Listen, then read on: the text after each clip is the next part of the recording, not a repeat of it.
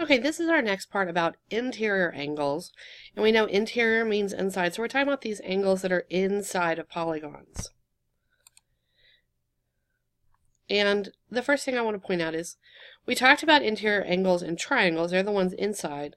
And we also talked about exterior angles. We're going to talk about exterior angles in the next part. But I just wanted to just show you. Here's our interior angle on each of these. And here's our exterior angle on each one of these. The exterior angle just being the part on the outside.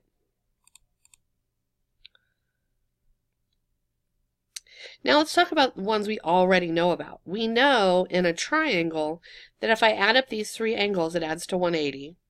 And then here they've taken and tilted it 10 degrees farther up. And if we look at these angles, they're still 180. Because triangles add up to 180 every time. Then when we did quadrilaterals, we found that quadrilaterals, like in a square, they add up to 360. And again, no matter what the shape is, it's always going to add up to 360.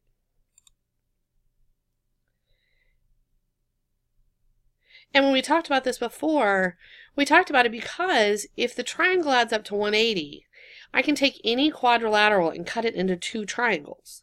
If this one's 180 and this one's 180, then the whole thing adds up to 360. This also applies when I have polygons with more sides to it. For instance, I could take a pentagon and draw 2 in here, which gives me 3 triangles. And 3 triangles, 3 times 180 is 540. So in here, a triangle, all those angles add up to 540. So what's the general rule? Well, we just looked at triangles are 3 sides and it's 180. Quadrilaterals is 4 sides and 180. A pentagon is 5 sides and 540. And we put a hexagon here too. The thing is, each time as you go from one of these to the next, it's adding 180. So we just take the number of sides minus 2 and then times 180. So this would be 2 minus 3 is 1 times 180. 4 minus 2 is 2 times 180 is 360, and so on. So how would the problem look? So the problem looks something like this. What's the interior angles of this shape here? Well, first we look at it and we say, how many sides does this have?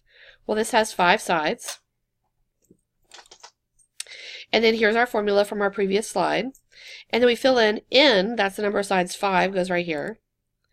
And then we can just type this into our calculator. 5 minus 2 is 3, times 180 is 540.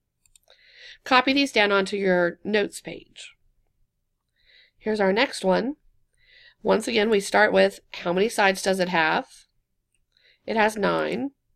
Here's our formula. Plug n is 9n. n minus 2 is 7 times 180. And we get that the sum of these is 1260. However, what if all the angles are the same because it's actually a regular polygon?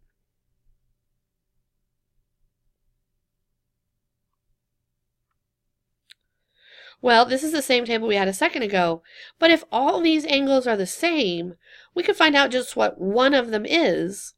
For instance, in a hexagon, if I know all of these add up to 720, and I want to know what just one of them is, I could take and divide 720 by 6 angles.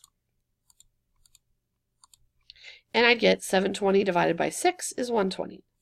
So literally, all we're doing is taking this formula here and then dividing that number by n. So let's see how that works. Hexagon. Now I want just the value of one angle inside. I still have to start off and work through and find the total sum of all of them. So in a hexagon, it adds up to 720. Then each interior angle, I just take this number and divide by how many sides I had to begin with. There's 6 sides there. So it's 6, and we get each one is 120. I know this says n equals 8. That's a typo. I'm sorry about that. That should be 6. Okay, on our next one, let's do it one more time for one more example problem. Be sure you copy these down on your notes. Here we have an octagon, so it's 8 sides. Go through and find the sum of them, so n is 8. And we get that the sum adds up to 1080. Now to find just one of these, I'm going to take and divide that number by n, and we get that each one of these is 135. On the next two slides, you're going to see that a couple of little applets where you can actually go in and manipulate these and see how this works when you can actually manipulate it. This is on the next slide, so when you get a second, you can go to the next slide when you get done with this video. You can click and change the number of sides here, and you can also change the size here to see how this works on these interior angles. Then the very next one is this one here. You can change different sizes of shapes. And on this one, you can actually see what happens if it's not a regular polygon. You can see the sum, and you can see each one of these angles here. You can even make them concave like this and see how it works out. And you can try different shapes down here at the bottom and see how each one of them works out there.